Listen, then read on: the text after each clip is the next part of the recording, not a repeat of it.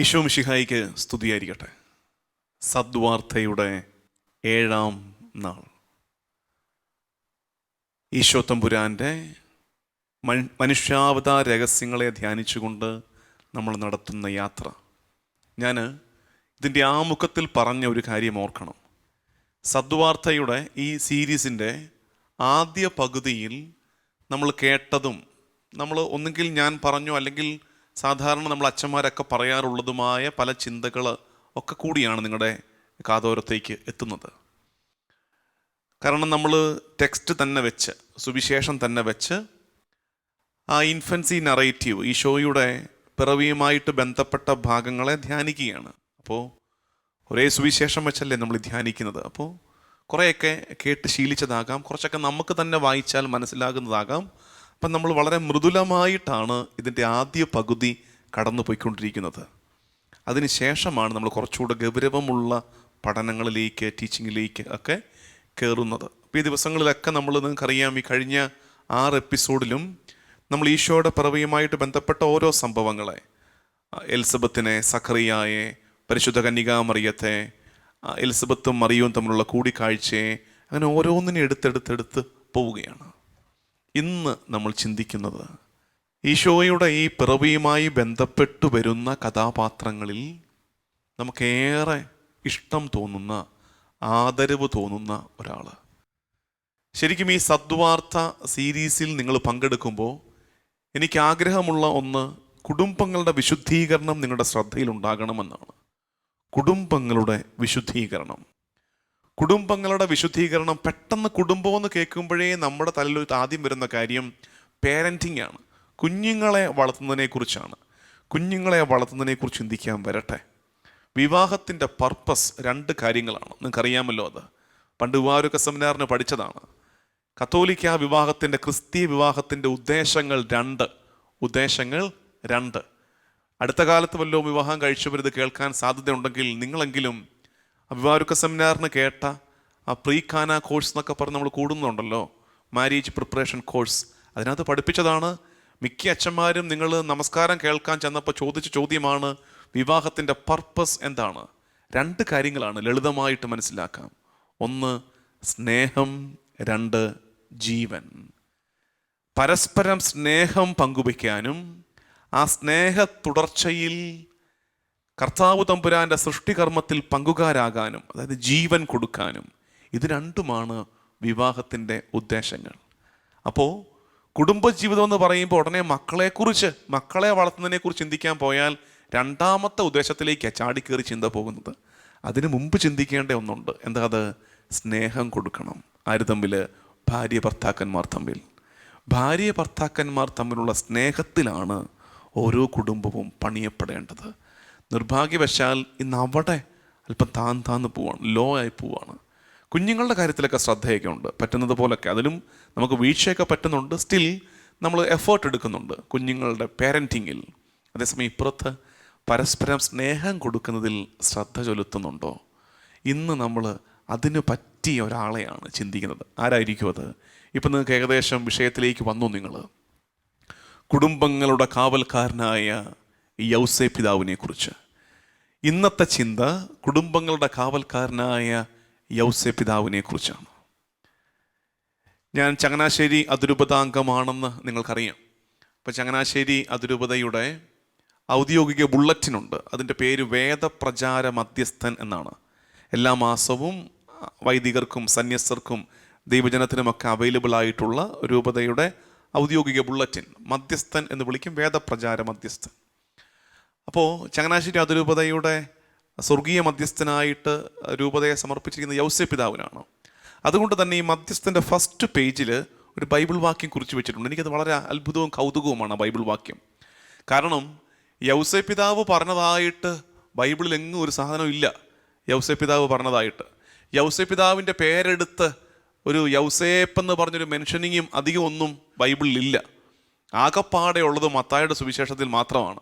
അപ്പം ഈ ബൈബിൾ വാക്യം ആദ്യം കണ്ടപ്പോൾ ഈ ബൈബിൾ വാക്യം പിന്നീടാണ് അത് ശ്രദ്ധിച്ചത്. ഉൽപ്പത്തി പുസ്തകം നിങ്ങൾ എടുക്കുക. ഉൽപ്പത്തി പുസ്തകം 41-ാം അധ്യായം 55-ാം വാക്യം. അവിടെയാണ് ഈ മധ്യസ്ഥൻ്റെ ഫ്രണ്ട് പേജിലെ ഈ ഈ ബൈബിൾ വാക്യം കിടക്കുന്നത്. ഉൽപ്പത്തി 41:55 അതിൻ്റെ അവസാനം. അപ്പം നമ്മൾ ചോദിക്കും, ഉൽപ്പത്തി പുസ്തകത്തിൽ യൗസേപ്പ് പിതാവോ? ഉൽപ്പത്തി പുസ്തകത്തിലൊരു യൗസേപ്പുണ്ട്, ഉൽപ്പത്തി പുസ്തകത്തിലൊരു ജോസഫ് ഉണ്ട്. ആരാണത്? ആ ജോസഫിനെ നമ്മൾ വിളിക്കുന്ന പേരാണ് പൂർവ്വ യൗസേപ്പ്. പൂർവ്വ യൗസേപ്പ്. ആ പൂർവ്വ യൗസേപ്പിനെയാണ് ഇവിടെ മെൻഷൻ ചെയ്തിരിക്കുന്നത്. ഉൽപ്പത്തി 41:55. ജോസഫിൻ്റെ അടുത്തേക്ക് ചെല്ലുക, അവൻ നിങ്ങളോട് പറയുന്നത് പോലെ ചെയ്യുക. ജോസഫിൻ്റെ അടുത്തേക്ക് ചെല്ലുക, അവൻ നിങ്ങളോട് പറയുന്നത് പോലെ ചെയ്യുക. ഇതാര് പറയുന്നതെന്നറിയാമോ? ഫറവോ പറയുന്നതാണ്. ആ ഈജിപ്ത് ദേശത്ത് ക്ഷാമം ബാധിച്ചപ്പോൾ ഭരണാധികാരിയെ തേടി വന്ന ജനത്തോട് ഫറവോ പറഞ്ഞു കൊടുക്കുന്ന കാര്യമാണ്, നിങ്ങൾ ജോസഫിൻ്റെ അടുത്തേക്ക് ചെല്ലുക, അവൻ പറയുന്നത് പോലെ ചെയ്യുക. ഇന്ന് നമ്മുടെ കുടുംബജീവിതങ്ങളിൽ സ്നേഹത്തിൻ്റെ, സമാധാനത്തിൻ്റെ ക്ഷാമം അനുഭവിക്കുന്ന ഒരു കാലത്ത്, ക്ഷാമം അനുഭവിക്കുന്ന പട്ടിണിയുടെ, വരൾച്ചയുടെ ഒരു കാലത്ത് നമ്മളോടും വചനം പറയുന്നത് അതുതന്നെയാണ്. നിങ്ങൾ ജോസഫിൻ്റെ അടുത്തേക്ക് ചെല്ലുക, അവൻ നിങ്ങളോട് പറയുന്നത് പോലെ ചെയ്യുക. അപ്പോൾ ഇന്നത്തെ എപ്പിസോഡ് ഇതാണ്. ജോസഫിൻ്റെ അടുത്തേക്ക് ഈ സദ്വാർത്തയിൽ യാത്ര ചെയ്യുന്ന എല്ലാവരും കൂടെ ചെല്ലുകയാണ്. എന്നിട്ട് ജോസഫ് പറയുന്ന ചില പാഠങ്ങൾ നമ്മൾ ഒരുമിച്ച് പഠിക്കാൻ ശ്രമിക്കുകയാണ്. ബൈബിൾ എടുക്കുക. മത്തായിയുടെ സുവിശേഷം. മത്തായിയുടെ സുവിശേഷം നമുക്കറിയാം, യൗസേപ്പ് പിതാവിനെ കുറിച്ച് മെൻഷനിങ് ഉള്ളത് മത്തായിയുടെ സുവിശേഷത്തിൽ മാത്രമാണ്. മർക്കോസിൽ ഈശോയുടെ ഇൻഫൻസി നറേറ്റീവ് പോലുമില്ല. ലൂക്കായിൽ നിങ്ങൾക്കറിയാം, മത്തായിയുടെ സുവിശേഷത്തിലെ ഇൻഫൻസി നറേറ്റീവും ലൂക്കായുടെ സുവിശേഷത്തിലെ ഈ ഇൻഫൻസി നറേറ്റീവും തമ്മിലുള്ള വ്യത്യാസം എന്താണ്? ലൂക്കാ സുവിശേഷകൻ പരിശുദ്ധ കന്യകാമറിയത്തിൻ്റെ കണ്ണുകളിലൂടെയാണ് അതിനെ അവതരിപ്പിക്കുന്നത്. ഈശോയുടെ ജനന അറിയിപ്പിനെ, ജനനത്തെ, ബാല്യകാലത്തെ ഒക്കെ അവതരിപ്പിക്കുന്നത് പരിശുദ്ധ കന്യകാമറിയത്തിൻ്റെ കണ്ണുകളിലൂടെയാണ്. മറിയമാണ് അവിടെ ഇങ്ങനെ ഉയർന്നിൽക്കുന്നത്. അതുകൊണ്ടാണ് മാതാവ് എലിസബത്തിനെ സന്ദർശിക്കാൻ പോയത്. മറിയത്തിൻ്റെ സ്തോത്രഗീതം ഇത്യാദി കാര്യങ്ങളൊക്കെ കാണാൻ പറ്റുന്നത് ലൂക്കായുടെ സുവിശേഷത്തിലാണ്. അതേസമയം മത്തായിയുടെ സുവിശേഷത്തിൽ യൗസേപ്പ് പിതാവിൻ്റെ കണ്ണുകളിലൂടെയാണ്. മത്തായിയുടെ സുവിശേഷത്തിൻ്റെ ആദ്യം യൗസേപ്പിന് കിട്ടുന്ന അറിയിപ്പിനെ കുറിച്ചാണ് നമ്മൾ വായിക്കുന്നത്. യൗസേപ്പ് ഈ തിരുക്കുടുംബവുമായിട്ട് ഈജിപ്തിലേക്ക് പലായനം ചെയ്യുന്നതാണ് നമ്മൾ കാണുന്നത്. അപ്പോൾ ഈ രണ്ട് വ്യത്യാസമുണ്ട്. ഇനി നമുക്ക് ഈ മത്തായിയുടെ സുവിശേഷം എടുത്തേ. സുവിശേഷത്തിൽ യൗസേപ്പ് പിതാവിൻ്റെ 1-2 പ്രത്യേകതകൾ നമുക്ക് പഠിക്കാം. ശരിക്കും ഇത് നമ്മുടെ ജീവിതത്തിലും ഉപകാരപ്പെടും. നമ്മുടെ ജീവിതത്തിൽ ഉപകാരപ്പെടുന്നതാണ്. നിങ്ങൾ ഈ ഭാഗം ഞാൻ പറഞ്ഞില്ലേ, ഈ കാലത്ത് ഇത് ഇടയ്ക്കിരുന്ന് പിന്നെയും വായിക്കാൻ സമയം കണ്ടെത്തണേ. ഇന്ന് നമ്മൾ ചിന്തിക്കുന്നത് ഈ യൗസേപ്പ് പിതാവിൻ്റെ പല ക്വാളിറ്റീസിൽ, അതായത് നമ്മൾ തൊട്ട് മുമ്പ് കേട്ടത് ഉൽപ്പത്തി 41:55, നിങ്ങൾ യൗസേപ്പിൻ്റെ അടുത്തേക്ക് പോവുക, അവൻ നിങ്ങളോട് പറയുന്നത് പോലെ ചെയ്യുക. നമ്മളിപ്പോൾ യൗസേപ്പിൻ്റെ അടുത്ത് എത്തിക്കുകയാണ്. എന്നിട്ട് യൗസേപ്പ്, അവിടെ പൂർവ്വ യൗസേപ്പിനെ കുറിച്ചാണ് മെൻഷനെങ്കിൽ, ഇവിടെ നമ്മൾ ഈശോയുടെ വളർത്തുപിതാവായ യൗസേപ്പിലേക്ക് വരികയാണ്. ആ യൗസേപ്പിൻ്റെ അടുത്ത് ചെല്ലുന്നു, അവൻ പറയുന്നത് പോലെ ചെയ്യാൻ പോവുകയാണ്. അപ്പോൾ യൗസേപ്പ് പഠിപ്പിക്കുന്ന ആദ്യത്തെ പാഠം മത്തായിയുടെ സുവിശേഷം 1:19 ഇങ്ങനെയാണത്: അവളുടെ ഭർത്താവായ ജോസഫ് നീതിമാനാകയാലും അവളെ അപമാനിതയാക്കാൻ ഇഷ്ടപ്പെടായികയാലും അവളെ രഹസ്യമായി ഉപേക്ഷിക്കാൻ തീരുമാനിച്ചു. ഇവിടെയാണ് യൗസേപ്പ് പിതാവിൻ്റെ ആദ്യത്തെ ക്വാളിറ്റി വചനം കുറിച്ചിട്ടിരിക്കുന്നത്. ഇതിനകത്ത് ഏറ്റവും പ്രത്യേകത, ശരി, അകത്തെ ക്വാളിറ്റി നിങ്ങൾക്ക് മനസ്സിലായി. നീതിമാനാണ്, അപമാനിതയാക്കാൻ, അതായത് മറിയത്തെ അപമാനിക്കാൻ യൗസേപ്പ് ആഗ്രഹിക്കുന്നില്ല. മറിയത്തിന് ഒരു സങ്കടം വരാൻ യൗസേപ്പ് ആഗ്രഹിക്കുന്നില്ല. അത്രേ അതിൻ്റെ അർത്ഥമുള്ളൂ. അപ്പം നമുക്ക് സംശയം വരും, അതിനകത്തൊരു രസമുള്ള കാര്യം എന്നറിയാമോ? അങ്ങനെ ചിന്തിച്ചേ. ഇതായത് ഇവിടെ ദൈവം യൗസേപ്പിൻ്റെ ജീവിതത്തിൽ ഇടപെട്ട് തുടങ്ങിയിട്ടില്ല. ഉള്ളത് പറഞ്ഞാൽ കർത്താവ് തമ്പുരാൻ യൗസേപ്പിൻ്റെ ജീവിതത്തിൽ ഇടപെട്ട് തുടങ്ങിയിട്ടില്ല.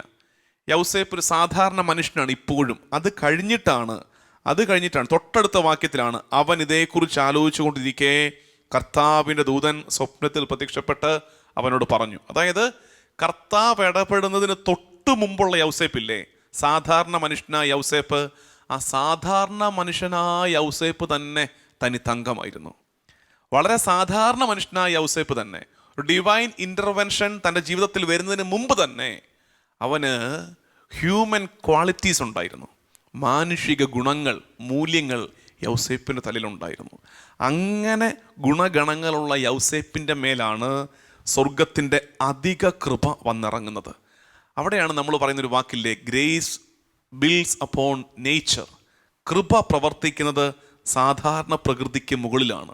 അപ്പം ഈ സാധാരണ പ്രകൃതി, സാധാരണ നമ്മുടെ ഓരോരുത്തരുടെയും സാധാരണ പ്രകൃതി, നേച്ചർ, മനുഷ്യ പ്രകൃതി നല്ലതാണെങ്കിൽ അതിന് മുകളിൽ കൃപ 10 മടങ്ങ് ഇഫക്റ്റീവായി പ്രവർത്തിക്കും.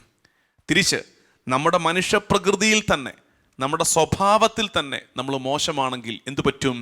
ഈ കൃപ നമ്മളിൽ വെളിപ്പെടാതിരിക്കും. കൃപ വന്നിറങ്ങും. യൗസേപ്പിൻ്റെ ഗുണം അങ്ങനെ മനസ്സിലാക്കിയിരിക്കുക. നമ്മൾ സാധാരണ ചിന്തിക്കാത്തൊരു കാര്യമാണിത്. അതായത് കർത്താവ് ഇടപെടുന്നതിന് മുമ്പ്, കർത്താവ് തിരഞ്ഞെടുക്കുന്നതിന് മുമ്പ് യൗസേപ്പ് നല്ല പ്രകൃതമുള്ള, മാനുഷിക ഗുണങ്ങളുള്ള ഒരു മനുഷ്യനാണ്. അവിടെയാണ് യൗസേപ്പിൻ്റെ ഈ ക്വാളിറ്റി. മറ്റൊരാൾ ഞാൻ കാരണം സങ്കടപ്പെടരുത്. ശരിക്കും ഉണ്ടല്ലോ, അതുകൊണ്ടാണ് നമ്മൾ സാധാരണ കേട്ടിട്ടില്ലേ ഈ നോർമൻ വിൻസെൻ്റ് പീലിൻ്റെ ഒക്കെ ഇങ്ങനത്തെ സ്റ്റേറ്റ്മെൻറ്റ്സ് ഉണ്ട്. അതായത് മനുഷ്യനാകൂ വിശുദ്ധനാകൂ എന്നൊക്കെ പറയുന്ന പോസിറ്റീവ് തിങ്കിങ്ങിൻ്റെ ഒക്കെ ചിന്തകളുണ്ട് ഇഷ്ടം പോലെ. മനുഷ്യനാകൂ വിശുദ്ധനാകൂ, ആദ്യം be human then be holy. അപ്പോൾ ഈ മാനുഷിക ഗുണങ്ങൾ കൈവിട്ട് കളയരുത്. മാനുഷിക ഗുണങ്ങൾ കൈമോശം വന്ന് പോകരുത്.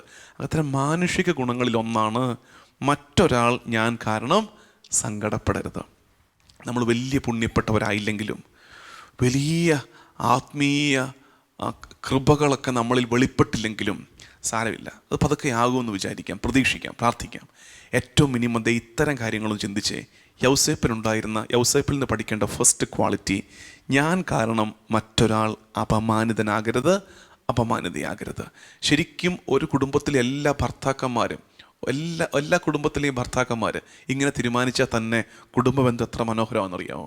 അതായത് ഞാൻ കാരണം എൻ്റെ ഭാര്യ എൻ്റെ മക്കളുടെ മുമ്പിലോ, എൻ്റെ ബന്ധുക്കളുടെ മുമ്പിലോ, ചുറ്റുപാടുമുള്ള സുഹൃത്തുക്കളുടെ മുമ്പിലോ അപമാനിതയാകരുത്.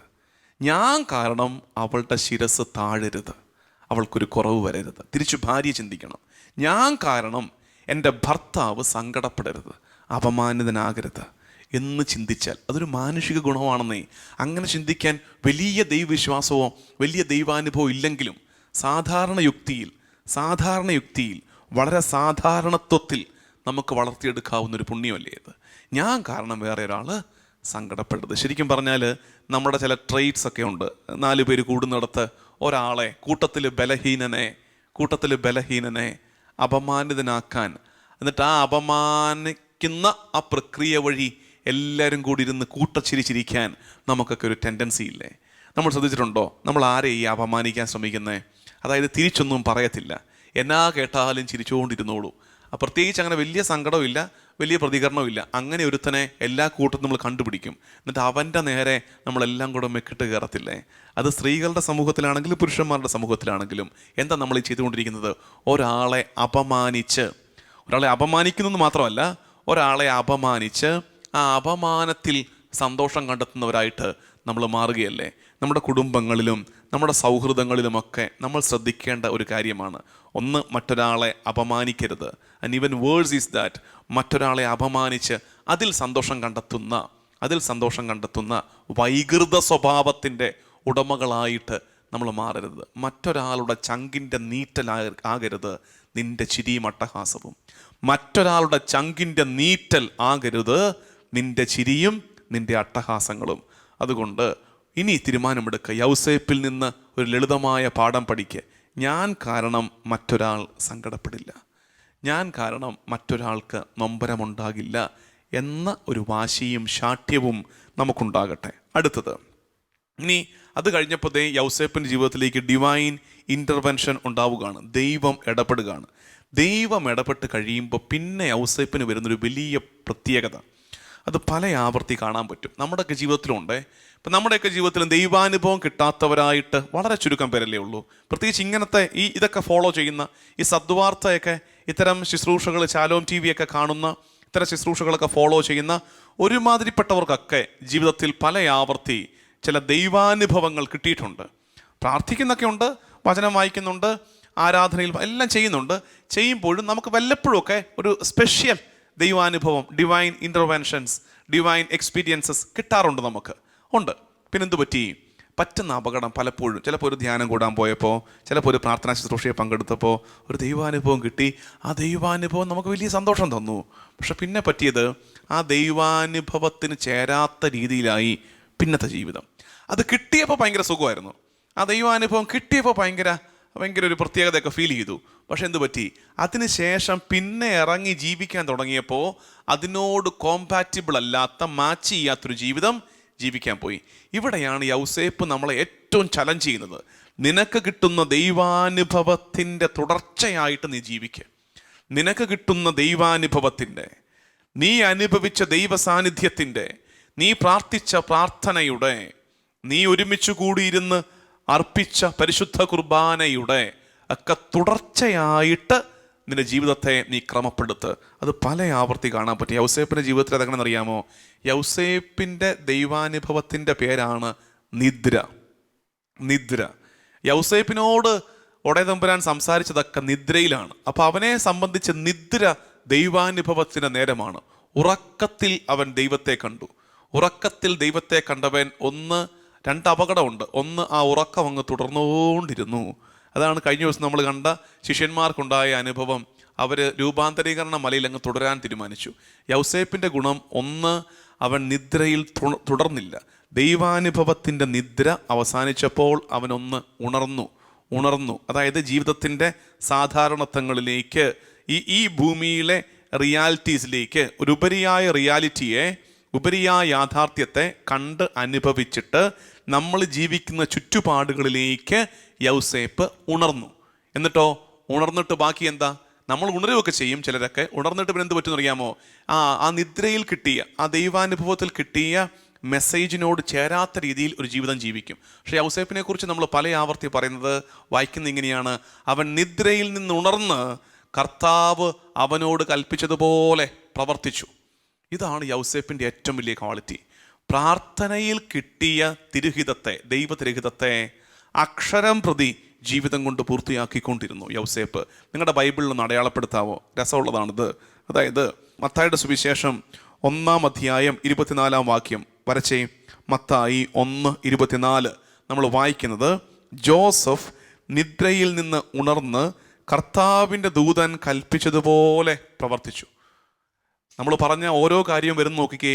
ജോസഫ് നിദ്രയിൽ നിന്ന്. നിദ്ര എന്താ? അവൻ്റെ ദൈവാനുഭവത്തിൻ്റെ പേരാണ് നിദ്ര. ജോസഫിന് കിട്ടുന്ന, അവൻ കൂടുന്ന ധ്യാനത്തിൻ്റെ പേരാണ് നിദ്ര. നമ്മളിടയ്ക്ക് ധ്യാനിക്കാനൊക്കെ പോകത്തില്ലേ? ഇടയ്ക്ക് നമ്മൾ പേഴ്സണൽ പ്രയറിന് ഇരിക്കത്തില്ലേ? ഇടയ്ക്ക് നമ്മൾ ദിവ്യകാരുണ്യത്തിൻ്റെ ചുവട്ടിലിരിക്കത്തില്ലേ? അതിനെല്ലാം കൂടെ ജോസഫിൻ്റെ ജീവിതത്തിലുള്ള പേരാണ് നിദ്ര. എന്നുവെച്ചാൽ സ്പിരിച്വൽ എക്സ്പീരിയൻസ്, പ്രാർത്ഥന. അവൻ നിദ്രയിൽ നിന്ന് ഉണർന്നിട്ടോ തോന്നുന്നപടി പ്രവർത്തിച്ചില്ല. നമ്മൾ നിദ്രയിലിരിക്കും, പ്രാർത്ഥിക്കാനിരിക്കും, എന്നിട്ട് നമുക്ക് ഇഷ്ടമുള്ളത് അത് കഴിഞ്ഞിട്ട് പോയി ചെയ്യും. ജോസഫ് നിദ്രയിൽ ഉണർന്ന് കർത്താവിൻ്റെ ദൂതൻ കൽപ്പിച്ചതുപോലെ പ്രവർത്തിച്ചു. അടുത്തത് ഇനിയും താഴേക്ക് വരട്ടെ. മത്തായി 2:13 വായിക്കുക, അടയാളപ്പെടുത്തുക. എന്നോടൊപ്പം ഒരുമിച്ച് വീടുകളിലിരുന്ന് ഉറക്കെ വായിക്കുക. അവർ പോയി കഴിഞ്ഞപ്പോൾ കർത്താവിൻ്റെ ദൂതൻ സ്വപ്നത്തിൽ, വീണ്ടും ആ സ്വപ്നം, നിദ്ര, പ്രാർത്ഥനയുടെ അനുഭവം, ദൈവാനുഭവം. ജോസഫ്, കർത്താവിൻ്റെ ദൂതൻ സ്വപ്നത്തിൽ പ്രത്യക്ഷപ്പെട്ട് ജോസഫിനോട് പറഞ്ഞു, എഴുന്നേറ്റ് ശിശുവിനെയും അമ്മയെയും കൂട്ടി ഈജിപ്തിലേക്ക് പലായനം ചെയ്യുക. ഞാൻ പറയുന്നത് വരെ അവിടെ താമസിക്കുക. ഹേറോദോസ് ശിശുവിനെ വധിക്കാൻ വേണ്ടി ഉടൻ അന്വേഷണം തുടങ്ങും. അടുത്ത വാക്യം, 14-ാമത്തെ വാക്യം അടയാളപ്പെടുത്ത്. അവൻ ഉണർന്ന് ശിശുവിനെയും അമ്മയെയും കൂട്ടി ആ രാത്രി തന്നെ ഈജിപ്തിലേക്ക് പോയി.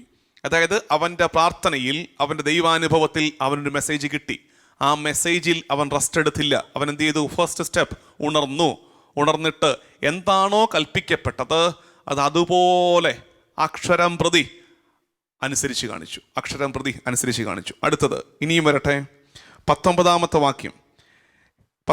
വാക്യം മത്തായി 2:19. ഹേറോദോസിന്റെ മരണത്തിന് ശേഷം ഈജിപ്തിൽ വെച്ച് കർത്താവിൻ്റെ ദൂതൻ ജോസഫിന് സ്വപ്നത്തിൽ, വീണ്ടും നിദ്ര, ദൈവാനുഭവം, സ്വപ്നത്തിൽ പ്രത്യക്ഷപ്പെട്ട് പറഞ്ഞു, എഴുന്നേറ്റ് ശിശുവിനെയും അമ്മയും കൂട്ടി ഇസ്രായേൽ ദേശത്തേക്ക് മടങ്ങുക. ശിശുവിനെ വധിക്കാൻ ശ്രമിച്ചവർ മരിച്ചു കഴിഞ്ഞു. 21-ാമത്തെ വാക്യമാണ് ജോസഫിൻ്റെ റെസ്പോൺസ്. 21-ാമത്തെ വാക്യം, അവൻ എഴുന്നേറ്റ് ശിശുവിനെയും അമ്മയും കൂട്ടി ഇസ്രായേൽ ദേശത്തേക്ക് പുറപ്പെട്ടു. അതായത് കർത്താവ് എന്ത് പറഞ്ഞോ ആ പറഞ്ഞ കാര്യം ഉണർന്നെഴുന്നേറ്റ് അത് അതുപോലെ ചെയ്തു തീർത്തവൻ്റെ പേരാണ് ജോസഫ്. അതുപോലെ ചെയ്തു തീർത്തവൻ്റെ പേരാണ് ജോസഫ്. അതായത് നമ്മൾ ഇന്നത്തെ ഈ ധ്യാനം തുടങ്ങിയത് ഉൽപ്പത്തി പുസ്തകം 41 അധ്യായം 55 വാക്യം, പൂർവ്വ യൗസേപ്പിനെ കുറിച്ച് പറയുന്ന ഭാഗം, നിങ്ങൾ ജോസഫിൻ്റെ അടുത്തേക്ക് ചെല്ലുക, അവൻ നിങ്ങളോട് പറയുന്നത് പോലെ ചെയ്യുക. ഇതാ യൗസേപ്പ് നമ്മുടെ മുമ്പിൽ അവതരിപ്പിക്കുന്ന 2 ഗുണങ്ങൾ. ഇന്നത്തെ ഈ സദ്വാർത്തയിൽ നമ്മൾ കേട്ട 2 ഗുണങ്ങൾ. ആ 2 ഗുണങ്ങൾ എങ്ങനെ മനസ്സിലാക്കണം? ഒന്നാമത്തത്, ജോസഫിൻ്റെ മനുഷ്യ പ്രകൃതിയിൽ തന്നെ ഉള്ള ഒരു ഗുണം, അവൻ്റെ ഹ്യൂമൻ നേച്ചറിൽ തന്നെ ദൈവാനുഭവം കിട്ടുന്നതിന് മുമ്പേ അവൻ്റെ വ്യക്തിത്വത്തിൻ്റെ ഭാഗമായ ഒരു മാനുഷിക ഗുണം. എന്താണ് ആ മാനുഷിക ഗുണം? ഞാൻ കാരണം വേറെ ഒരാൾ സങ്കടപ്പെടരുത്. അതാണ് ഞാൻ പറഞ്ഞത്, even an atheist can do that. Even an atheist can do that. അത് ചെയ്യാൻ വേണ്ടി ദൈവവിശ്വാസം പോലും വേണ്ടെന്നേ. ഞാൻ കാരണം സഹജീവി സങ്കടപ്പെടരുത്, സഹജീവിയുടെ കണ്ണ് നിറയരുത്, അപമാനിതനാകരുത് എന്ന് ശാഠ്യം പിടിക്കാൻ ഒരാൾ നല്ല മനുഷ്യനായാൽ മതി. അതാണ് യൗസേപ്പിൻ്റെ ഗുണം. അവൻ ആദ്യമേ തന്നെ നല്ല മനുഷ്യനായിരുന്നു. ആ നല്ല മനുഷ്യൻ്റെ മേൽ ദൈവകൃപ ഇറങ്ങിയപ്പോൾ അവൻ അധിക നല്ല മനുഷ്യനായിട്ട് മാറി, അവൻ വിശുദ്ധനായിട്ട് മാറി.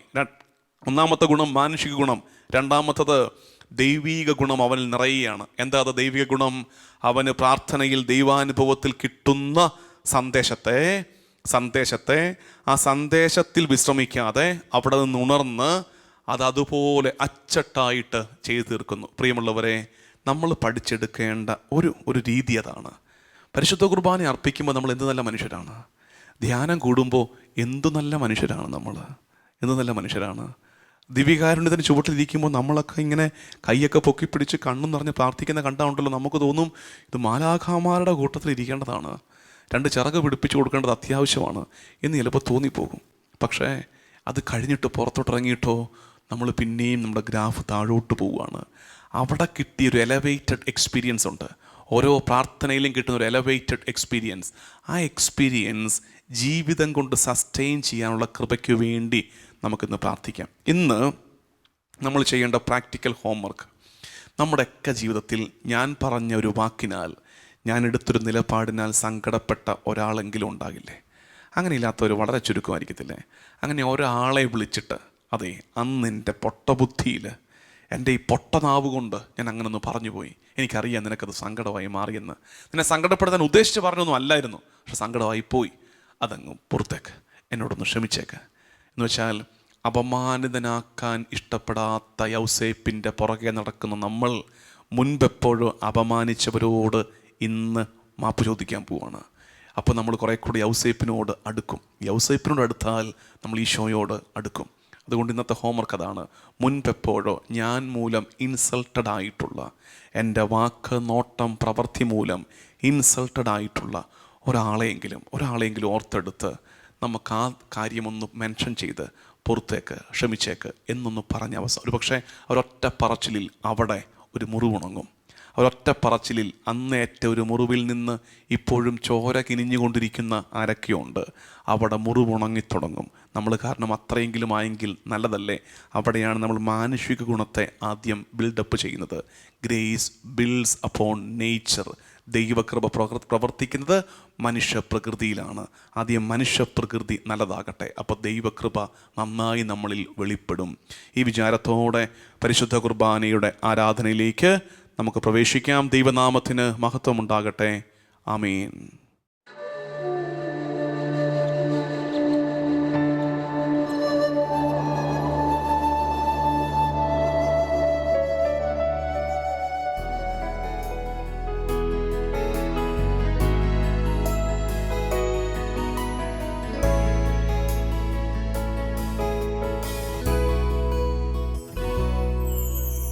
ആരാധന ആരാധന ആരാധന ആരാധന ആരാധന ആരാധന ആരാധന ആരാധന എൻ സ്നേഹഗീതമാ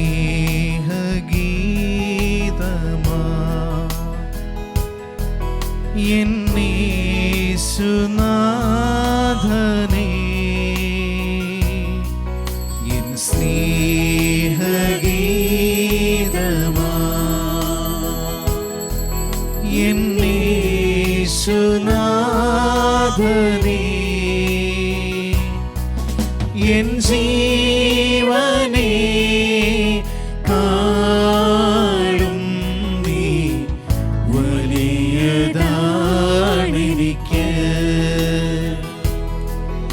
എൻ ജീവനേ കാളും നീ വലിയതാണെനിക്ക്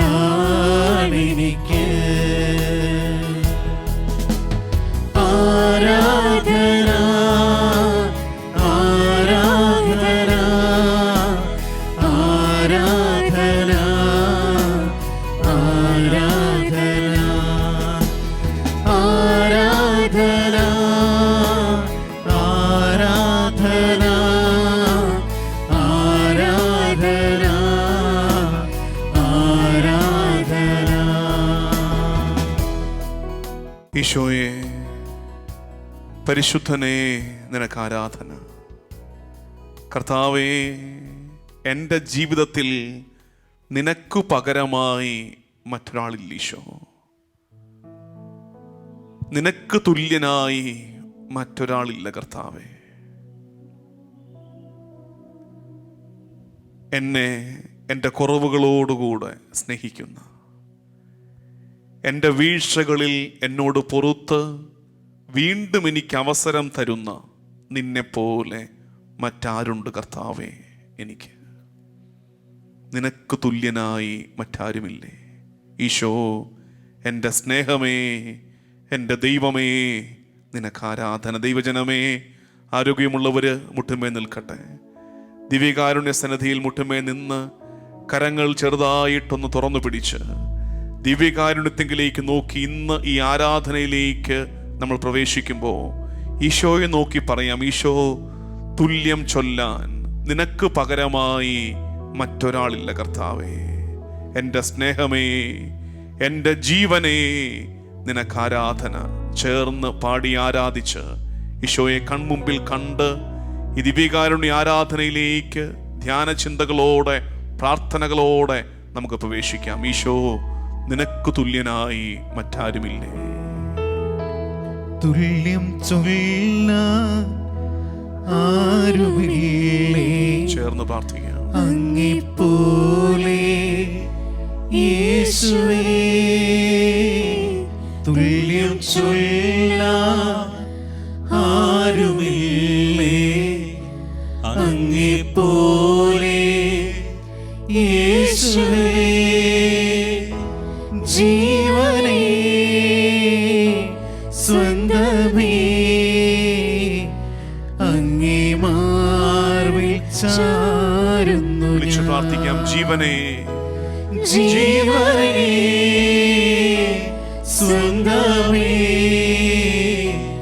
അങ്ങേ മാർവിൽ ചാരുന്നു ഞാൻ. ആരാധന കർത്താവേ, ആരാധന ആരാധന ആരാധന ആരാധന ആരാധന ആരാധന ആരാധന ആരാധന.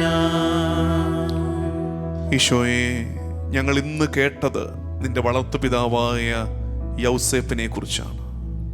ഉൽപ്പത്തി പുസ്തകം 41:55 പൂർവ്വ യൗസേപ്പിനെ കുറിച്ച് പറയപ്പെട്ട ആ വാക്യം നിന്റെ വളർത്തുപിതാവിൽ അന്വർത്ഥമാകുന്നത് ഞങ്ങൾ തിരിച്ചറിയുകയായിരുന്നു.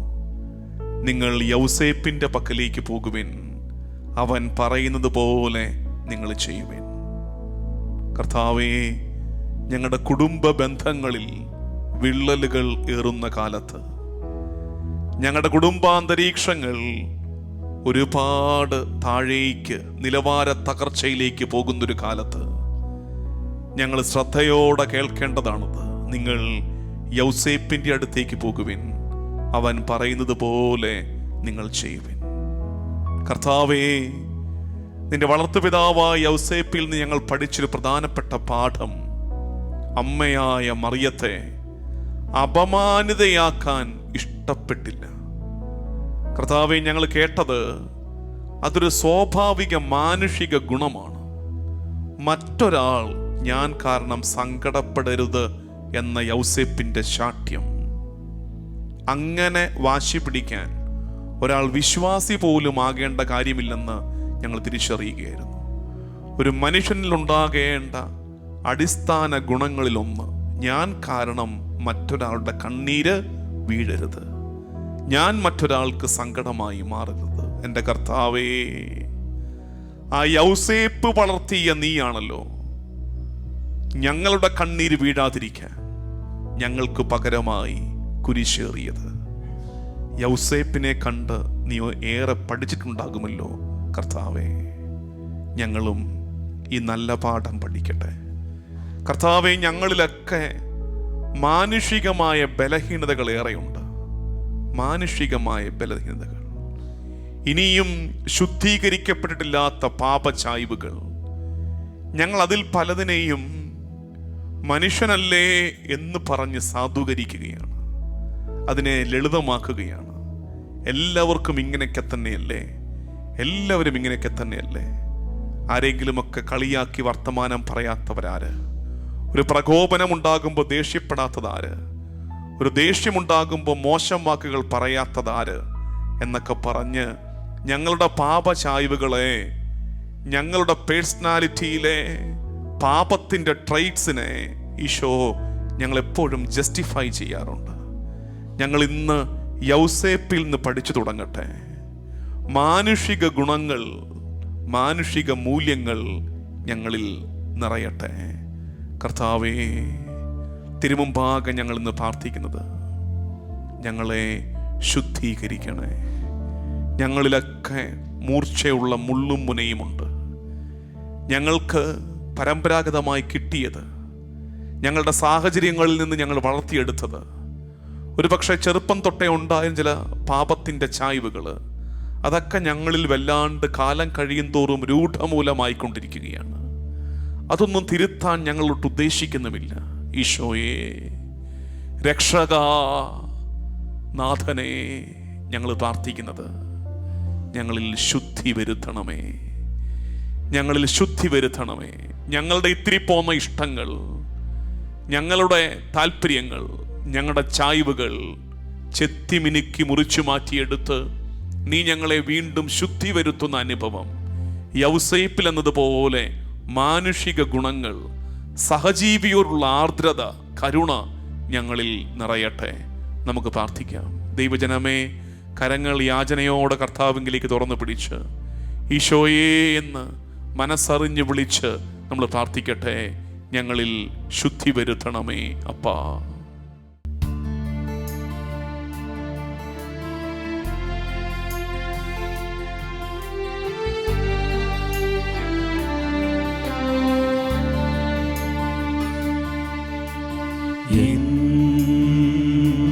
പ്രിയനേ യേശുവേ, രക്ഷകാ എൻ പ്രിയനേ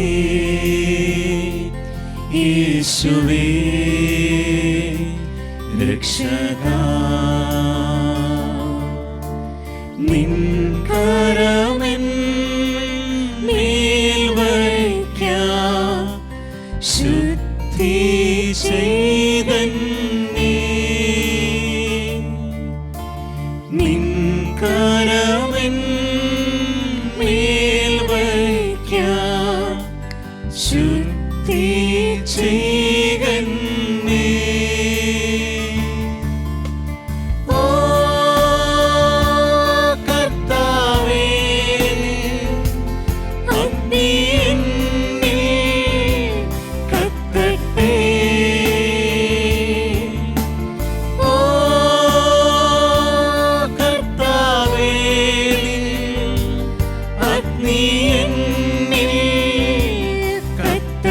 അശുദ്ധികൾ ചാമ്പലായി പോകട്ടെ കർത്താവേ.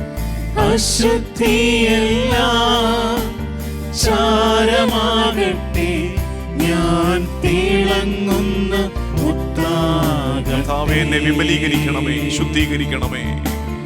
അശുദ്ധിയെല്ലാം ചാരമാകട്ടെ, ഞാൻ തിളങ്ങുന്ന മുത്താകട്ടെ. ഈശോയെ, മറ്റുള്ളവരെ പരിഹസിക്കുന്ന, അവരെ അപമാനിച്ച് സന്തോഷം കണ്ടെത്തുന്ന എൻ്റെ സ്വഭാവ ദൂഷ്യത്തെ ഞാൻ തിരിച്ചറിയുന്നു. അകാരണമായി മറ്റുള്ളവരോട് കോപം പ്രകടിപ്പിക്കുന്ന, എൻ്റെ പ്രിയപ്പെട്ടവരെ പോലും മറ്റുള്ളവരുടെ മുമ്പിൽ അപഹാസ്യരാക്കുന്ന എൻ്റെ ശൈലികളെ ഞാൻ തിരിച്ചറിയുന്നു. ദൈവജനമേ, നമുക്കൊരുമിച്ച് പ്രാർത്ഥിക്കാം. എൻ്റെ കുടുംബാംഗങ്ങളെ, എൻ്റെ പ്രിയപ്പെട്ടവരെ, എൻ്റെ ജീവിത പങ്കാളിയെ അപമാനിക്കുന്ന ശൈലി, പരിഹസിക്കുന്ന, നിന്ദിക്കുന്ന, കാരണമില്ലാതെ കോപിച്ച് അവരുടെ ആത്മാഭിമാനത്തിന് ക്ഷതമേൽപ്പിക്കുന്ന ശൈലി എൻ്റെ സ്വഭാവത്തിലുണ്ടെങ്കിൽ കർത്താവേ, അഗ്നി അയച്ച് നീ ശുദ്ധീകരിക്കണേ. നിന്റെ റൂഹായാൽ നീ ശുദ്ധീകരിക്കണേ. ദൈവജനമേ, കരങ്ങൾ ചെറുതായി ഉയർത്തി വീണ്ടും പ്രാർത്ഥിക്കാം. ഓ കർത്താവേ, അഗ്നി എന്നിൽ കത്തട്ടെ, അഗ്നി എന്നിൽ കത്തട്ടെ. അശുദ്ധിയൊക്കെ ചാരമായി, ചാമ്പലായി പോകട്ടെ. പ്രാർത്ഥിക്കാം.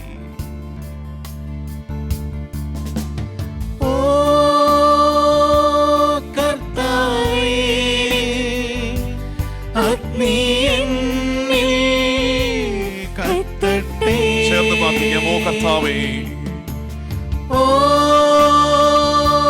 കർത്താവേ, അഗ്നി എന്നിൽ കത്തട്ടെ, അശുദ്ധിയൊക്കെ ചാരമാകട്ടെ, അശുദ്ധിയെല്ലാം ചാരമാകട്ടെ, ഞാൻ തിളങ്ങുന്ന മുത്താകട്ടെ. അശുദ്ധിയെല്ലാം ചാരമാകട്ടെ, ഞാൻ തിളങ്ങുന്ന മുത്താകട്ടെ. ഈശോയെ, നിന്റെ സാന്നിധ്യം എന്നെ വിമലീകരിക്കുന്നു, നിന്റെ വചനം എന്നെ വെടിപ്പാക്കുന്നു, നിന്റെ റൂഹ എന്നെ നിരന്തരം വിശുദ്ധീകരിക്കുന്നു. ഈ അനുഭവത്തെ ഓർത്ത് കർത്താവേ, നിനക്ക് നന്ദി. ഈശോ, യൗസേപ്പിൽ നിന്ന് ഞങ്ങൾ പഠിച്ച രണ്ടാമത്തെ പാഠം, അവൻ നിദ്രയിൽ നിന്നുണർന്ന് കർത്താവ് കൽപ്പിച്ചതുപോലെ പ്രവർത്തിച്ചു. യൗസേപ്പിനെ കുറിച്ച് പല ആവർത്തി സുവിശേഷം എഴുതി വെച്ചിരിക്കുന്ന കുറിപ്പാണത്. അവൻ നിദ്രയിൽ നിന്നുണർന്ന് കർത്താവ് കൽപ്പിച്ചതുപോലെ പ്രവർത്തിച്ചു. കർത്താവേ, ദൈവാനുഭവങ്ങളുടെ ഒരു നിദ്രയുടെ നേരം ഞങ്ങളുടെ ജീവിതത്തിലും ഉണ്ടാകാറുണ്ട്. പ്രാർത്ഥിക്കുന്ന സമയങ്ങൾ, വചനം ശ്രവിക്കുന്ന നേരങ്ങൾ, പരിശുദ്ധ കുർബാന അർപ്പിക്കുന്ന നേരങ്ങൾ, അത്തരം നേരങ്ങളിലൊക്കെ ഒരു ദൈവാനുഭവം, നിന്റെ സാന്നിധ്യത്തിൻ്റെ അനുഭവം ഞങ്ങളുടെ ജീവിതങ്ങളിലും ഉണ്ടാകാറുണ്ട്. പക്ഷേ ആ നേരത്തിനപ്പുറത്തേക്ക് തിരുഹിതത്തെ ഞങ്ങൾ ടേക്കപ്പ് ചെയ്യുന്നില്ല ഈശോയെ. അതിനപ്പുറത്തേക്ക് നിന്റെ ഹിതം എന്നെ നയിക്കട്ടെ എന്ന് പറയാൻ യൗസേപ്പിനെ പോലെ സ്വർഗം പറഞ്ഞു കൊടുത്തത് എന്തോ അത് അക്ഷരം പ്രതി പാലിക്കുന്ന അനുസരണം എൻ്റെ ജീവിതത്തിൽ പലപ്പോഴും ഉണ്ടാകുന്നില്ല. കർത്താവേ, പ്രാർത്ഥനയുടെ നേരങ്ങൾ ഒരു വഴിക്കും ജീവിതം മറ്റൊരു വഴിക്കും പോവുകയാണ്. ഇവ തമ്മിൽ കൂട്ടിമുട്ടുന്നൊരു നേരമുണ്ടാകട്ടെ. എൻ്റെ പ്രാർത്ഥനയുടെ, എൻ്റെ ദൈവാനുഭവത്തിൻ്റെ തുടർച്ചയായി എൻ്റെ ജീവിതം മാറട്ടെ. കർത്താവേ, ഞാൻ കേൾക്കുന്ന വചനത്തിൻ്റെ എക്സ്റ്റൻഷനായിട്ട്, തുടർച്ചയായിട്ട് എൻ്റെ ജീവിതം മാറട്ടെ. ഈശോ, തിരുഹിതം പോലെ എന്നെ നയിക്കണമേ എന്ന് പ്രാർത്ഥിക്കാം. കർത്താവിൻ്റെ പക്കൽ പ്രാർത്ഥനയ്ക്കായി ഇരുന്നിട്ട് അതിനുശേഷം തന്നിഷ്ടം ജീവിക്കുന്ന വിശ്വാസികളായി മാറാതെ ആ പ്രാർത്ഥനയുടെ നിമിഷങ്ങളിൽ, ഈ ആരാധനയുടെ നിമിഷങ്ങളിൽ കർത്താവ് പറയുന്ന കാര്യങ്ങൾ, കർത്താവിൻ്റെ തിരുമനസ് ജീവിക്കാനുള്ള കൃപയ്ക്ക് വേണ്ടി പ്രാർത്ഥിക്കാം. ദൈവജനം വീണ്ടും കരങ്ങൾ ചെറുതായി യാചനയോടെ തുറന്നു പിടിക്കട്ടെ. കർത്താവേ, നിന്റെ ഹിതം പോലെ എന്നെ നയിക്കണമേ. ഈശോ, നിന്റെ ഹിതം പോലെ എന്നെ നയിക്കണമേ എന്ന് നമുക്ക് ഒരുമിച്ച് പ്രാർത്ഥിച്ച് ഈശോയുടെ ആശീർവാദം സ്വീകരിക്കാൻ ഒരുങ്ങാം.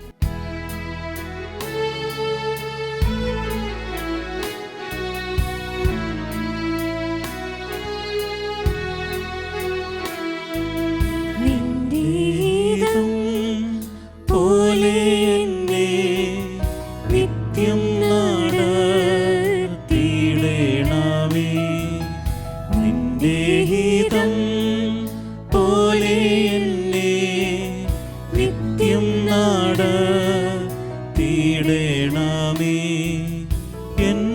ഹിതം പോലെയല്ലേ എൻ പിതാവേ എൻ ദൈവമേ, നിന്റെ ഹിതം പോലെ എന്നെ നിത്യം നടത്തിയിടണമേ. എന്റെ ഹിതം പോലെയല്ലേ എൻ പിതാവേ എൻ ദൈവമേ. പരിശുദ്ധ പരമമാം ദിവ്യകാരുണ്യമേ,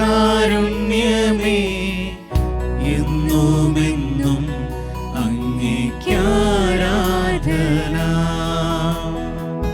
പരിശുദ്ധ പരമമാം ദിവ്യകാരുണ്യമേ,